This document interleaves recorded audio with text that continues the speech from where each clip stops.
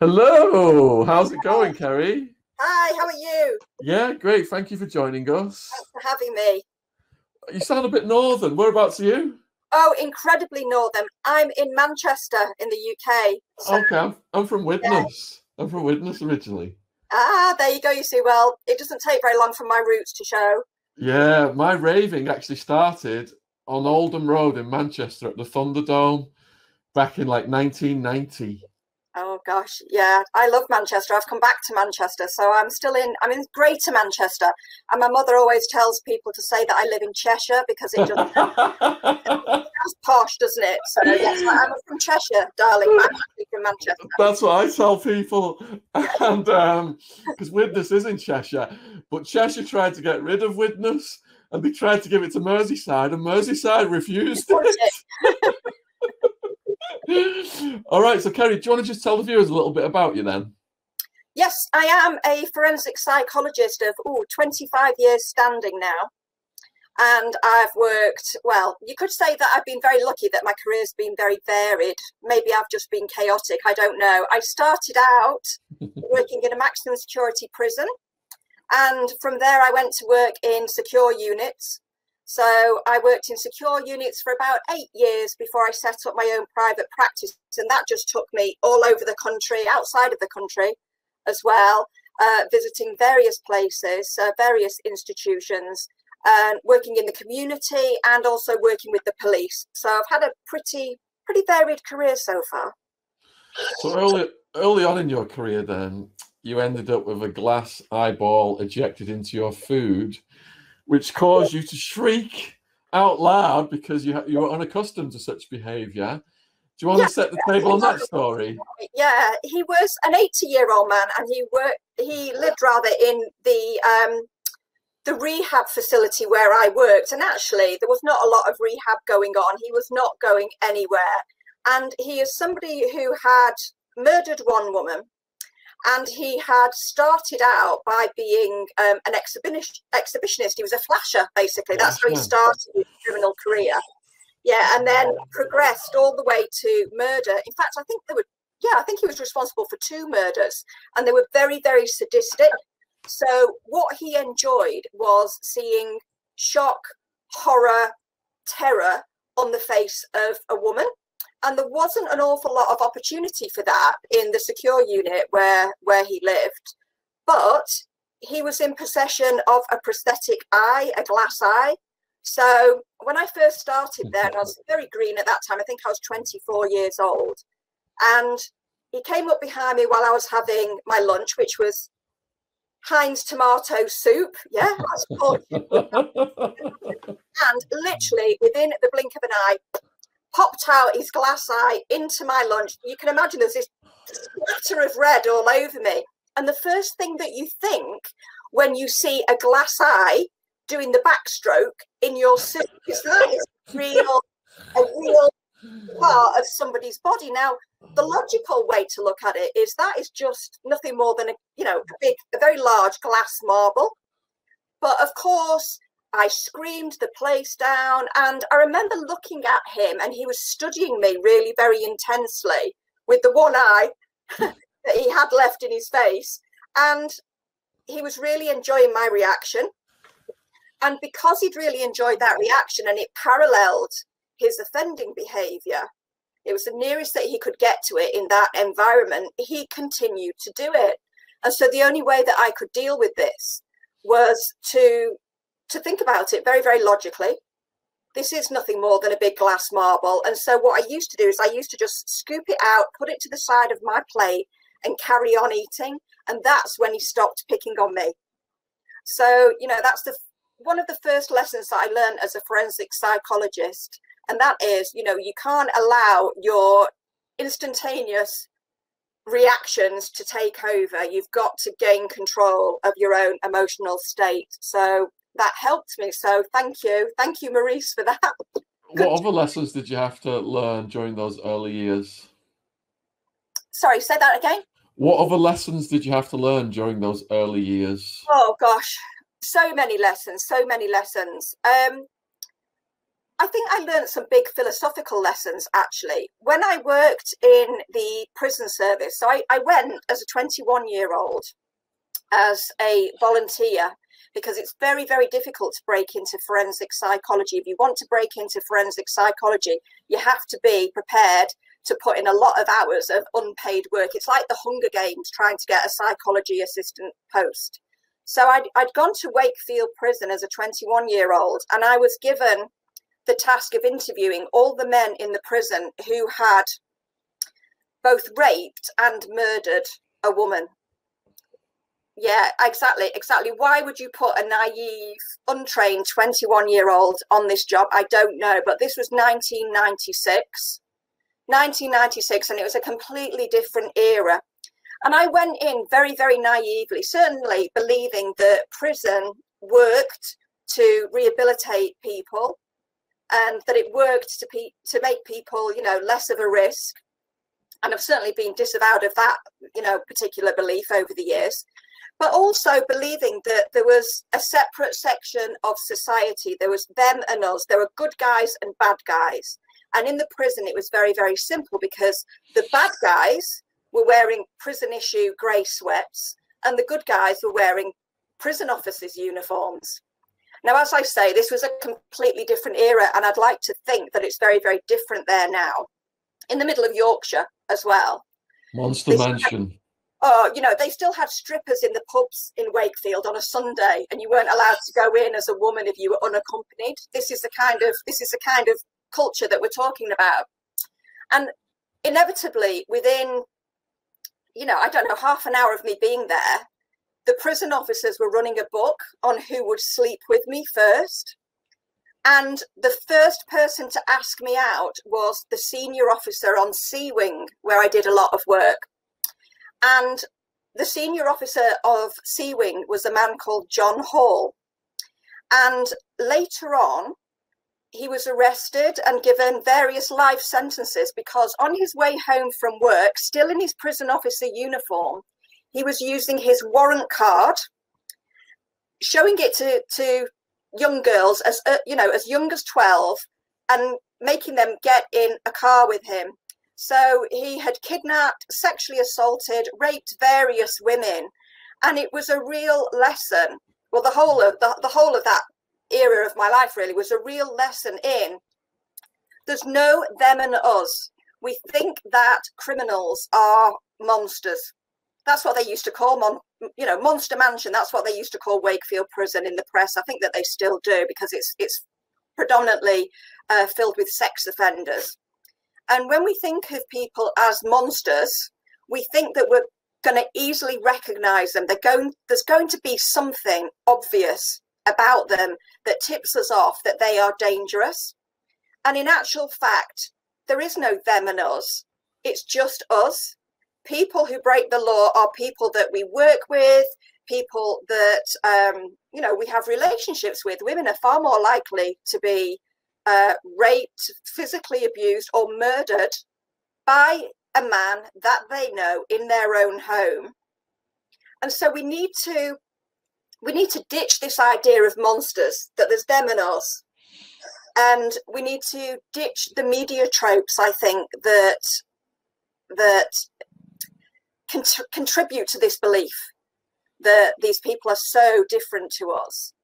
And we need to start looking at them as what they are, which is human beings, part of our communities, and also products of our communities and our societies. So I think that that's my stance, really. That's my stance. It was an eye-opener.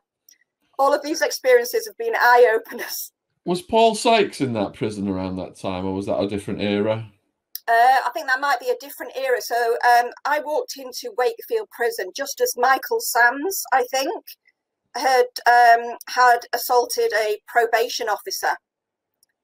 And I remember that fairly clearly. And the story was that he I don't know whether he was a man who had abducted various women, kept them in a box, believe it or not, underneath his bed, and was suspected of various murders, had murdered. One of his victims had escaped, and isn't it always the way you remember the name of the offender and you don't remember the name of the victims, which is awful, because I always try to remember the name of the victims, because that's something that really, you know, needles me. But he, what helped catch him was that he was somebody who walked with a limp, and he actually had a prosthetic leg. Lots of prosthetics we're talking about tonight. And he had strangled a probation officer in his cell. Actually, she'd gone to speak to him in his cell, and I believe that while they were restraining him, his false leg fell off, and apparently the prison officers walked down the wing holding on to Michael Sams, and then running behind was a trainee prison officer with his leg. Wow. How did the woman escape from the box? I'm not entirely sure, to be honest, because, as I say, he was somebody that was there, but he just left just as I was arriving. And as I was there, I was meeting people like Colin Ireland, who had murdered, I think, 5 gay men across London, you know, saying that he was an extreme homophobe, very extreme homophobe. And there were various people. Jeremy Bamber was there. You know, there were so many people there. I can't remember them all. They begin to fade into time because I've met so many notorious. What was the name of the guy who had the box? Sorry. Michael Sams. You're going to Google him. I'm going to Google him after this, yeah. So Colin Ireland then, what was his method of killing? I think that he strangled, but I believe that he tortured some of his victims. And I remember that he also, this was the salacious part that was printed in all of the media, he'd also killed the cat of one of his victims, and he'd positioned the body in a really humiliating way, you know, with the cat, in order to try and humiliate his victim. And he terrorized gay London really for quite a period of time. So he's a bit of a Jeffrey Dahmer. He didn't. He left them. He went to their homes and he killed them in their homes, and then he left them to be discovered. He didn't eat them. So he didn't know. He wasn't doing anything like that. But he was somebody who said that he hated gay men, and I actually think that he was very conflicted in his own sexuality. That's how it looked to me. But what really surprised me was that he would receive fan mail, as lots of these people do in prison, and he would receive fan mail praising him for his actions and encouraging him to kill more. So it's this is what I'm saying. It never happens in a vacuum. I think we've always got to look at. We always say, God, what the hell is wrong with these people? What the hell is wrong with these people? You know, what makes these individuals so deviant and aberrant? And I think that you know, can be a useful question. But I think what has happened to them is a much more useful question, and also what has happened to us, because where did that strong anti-gay feeling come from? You know, where was it being encouraged? Why wasn't he able to address issues of his own sexuality? So, you know, I think we all play a part in major crimes, whether we care to admit it or not. So hybristophilia, attraction to those who have committed crimes, and it's a condition that can be fatal. So people who, you know, wanted to marry Ted Bundy, for example, or Charles Manson. So how prevalent is that? Well, I was contracted fairly recently because we did a Faking It special on Ted Bundy, and it was by a woman who had his teeth marks, which had played a really big role in his conviction. So his teeth marks, which had been taken from the bodies of the victims of the girls in the sorority house, and she'd had them tattooed on her thigh because she thought that Ted Bundy was really sexy. And of course, when the Netflix series came out, The Bundy Tapes, Netflix had to go onto Twitter and say, listen, Ted Bundy is not sexy. But I think we've got to a stage now where we really sexualize, fetishize violence towards women. And something that amazes me about crime, programs. And what typifies it for me? Now, I love Matthew McConaughey. I think he's a great actor. Quite like Woody Harrelson. And they do I can't remember what it's called. Is it called True Detective? And there's a scene in True Detective where there's an absolutely beautiful naked woman tied to a tree, obviously dead. And there's a bit of crime scene tape around this crime scene, but nothing's been set up to protect her from the elements. So in terms of preserving that crime scene, nothing is happening at all. If it starts to rain, half the evidence is gone. And you've got Matthew McConaughey, who's meant to be this FBI profiler. He's not wearing any protective gear whatsoever. He's just trampling all over the crime scene. And he's having a cigarette. So he's having a quick cigarette at the crime scene, knocking ash onto the body. And this, as I say, beautiful woman, because corpses in crime drama, always women, aren't they, who have been killed in interesting ways. And they're always absolutely beautiful. So you would think that actually if you had a layer of cellulite, you would be safe from being murdered. Yeah. And she's inexplicably wearing stag's antlers. And Matthew McConaughey's looking at her and he's saying, well, it's obvious that she's a prostitute. I can tell from the state of her gums. And her body is a paraphilic love map. What the hell, a paraphilic love map? What the hell does this mean? It's what I call psycho bollocks and psycho but it just proliferates. And I think that people have got a very strange idea about what forensic psychologists do. We don't trample all over crime scenes. Hopefully we don't come out with her body as a paraphilic love map. And I think that women are really frightened because they feel that they're going to be murdered by a serial killer who they're going to come into contact with randomly in the street. And as I say, the reality is that women are harassed constantly on the street. It doesn't feel like a safe place, but we are more likely to be raped and murdered and abused in our own homes by men that we know. So I think that we get a really disjointed and just frankly wrong sense of crime and the reality of crime. Thankfully, serial killers are pretty rare in the UK. The worst case scenario is that maybe there's 4 in operation at any one time, which you might find terrifying, or you might find quite, might not be so bad, depending on whether you're a glass half full or glass half empty type character. Yeah, so a woman's more likely to be killed by a partner or ex-partner, isn't she? Isn't that the highest risk category? Is it? Yeah, and there's also this trope that we see in the media all the time. The number of times that I've read about, the quiet family man who suddenly snapped because of something that his partner did, and he claims loss of control. He just lost his mind, went mad temporarily because his woman was either nagging or shagging. That's what they call it, the nagging and shagging defense.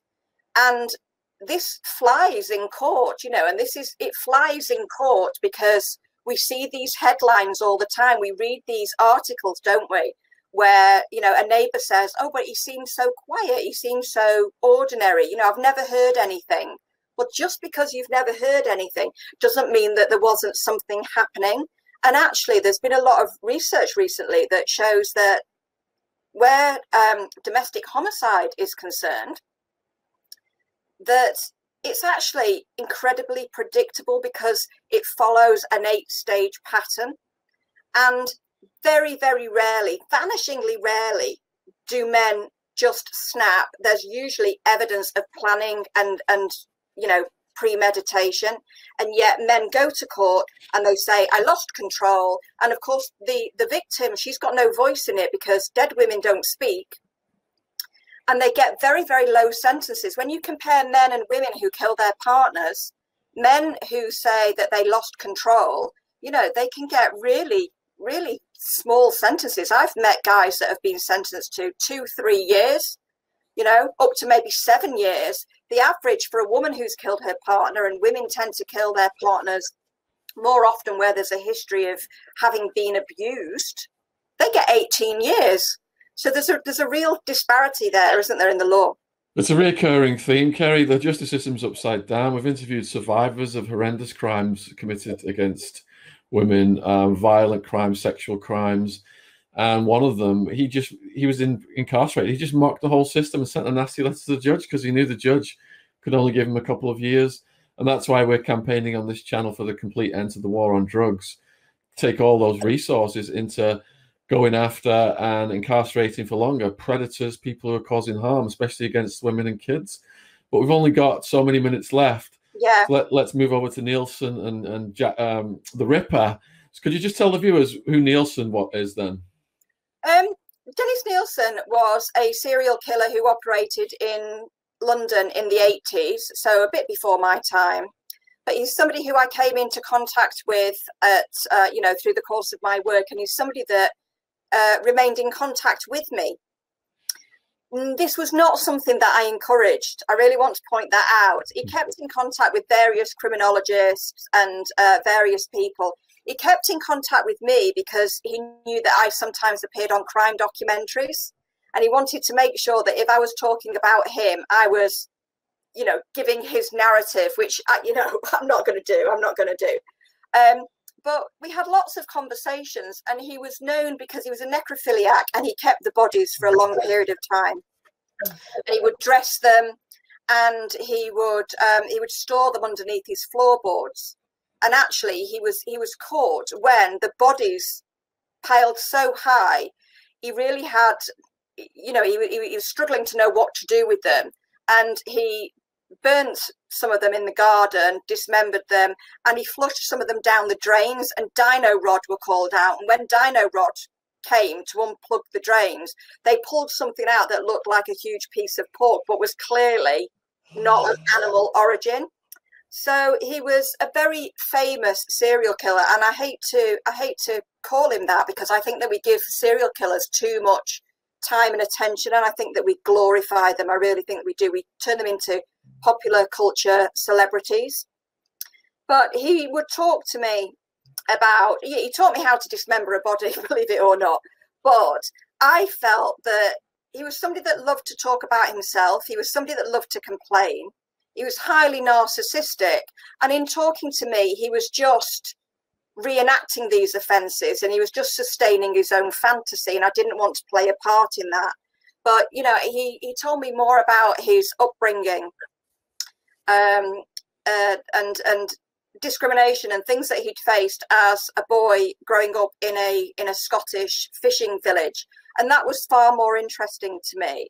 I think that the sensationalist nuts and bolts of what people have done to other people are interesting. But what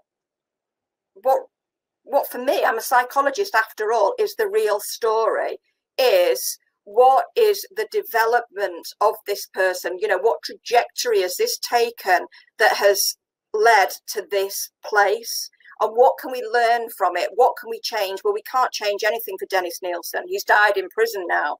And we never were going to change anything for Dennis Nielsen. Of course, he should have spent the rest of his time in prison, and did. But what can we change for future generations?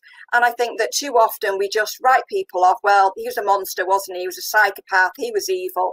And we don't want to look any deeper because it's uncomfortable. So we miss opportunities to make the world a safer place in the future. How did he get his victims?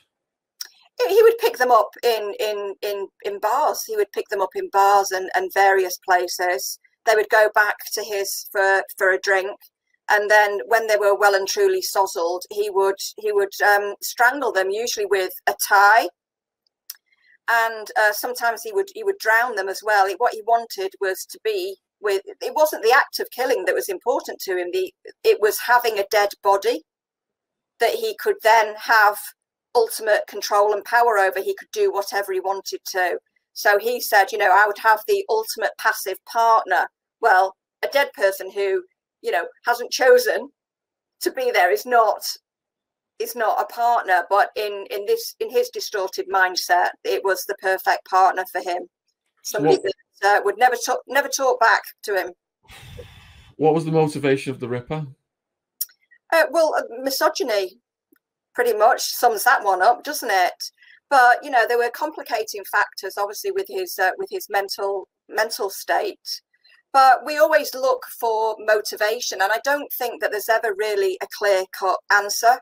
It's always, you know, it's always a little bit of this and a little bit of that, and motivation changes over time. People don't realize that. People develop patterns of behavior, but those patterns of behavior, you know, evolve over time, and dependent on somebody's emotional state and what their circumstances they're in, their motivations also can shift back and forth. So who knows? But I think, you know, misogyny pretty much sums that one up. Didn't he try to play the "God told me to do it" card? Well, this is it, and this is why I've written my second book, which is stories all to do with madness and badness and the misunderstood. Was he playing a card? No, actually, he was, you know, he was genuinely suffering from delusions and hearing voices. Was that the whole story? No, absolutely not. And why did he hear those particular, you know, voices? And actually, you know, so, you know, those voices are internally generated. So they're not given to him. They are generated by him. So that tells you something about his psychology. And also, he said, you know, very, very blatantly at the time that sometimes he just wanted to go out and kill a woman. He didn't care who she was. And the fact that he targeted largely, but not exclusively, women who were prostituted, you know, I think sometimes gets overstated. They were just easily accessible to him. But, you know, trying to say that he wanted to clean up the streets, I think that was a, you know, a rationalization that he made after he was arrested, when he was trying to make sense of it himself and trying to make it sound, you know, more sanitized than it was, if you can talk about the murder of women in such a way. Yeah, we interviewed the son of a victim of the Ripper. It's one of the most moving podcasts we did. So people watching this want to check that out. That's on the True Crime Podcast playlist. Sounds like I'm going to have to get into your books. And Kerry, and if you're up in Manchester, we have a Liverpool studio. I should be up there later on this year. I don't know if you're available to come in and do a much longer. I'd love to come and talk to you in person. That would be better. That would be better. Yeah, because there's so much more detail, so much more stories I could tell. Once I've read your book as well, I'll have so many more questions. But for the people that are watching this, then, do you want to tell them where they can find you online? Yeah, well, you can find me on @KerryDaynes on Twitter. That's the best place to find me. I'm also on @KerryDaynes Psychologist on Facebook, but I do a lot more on Twitter.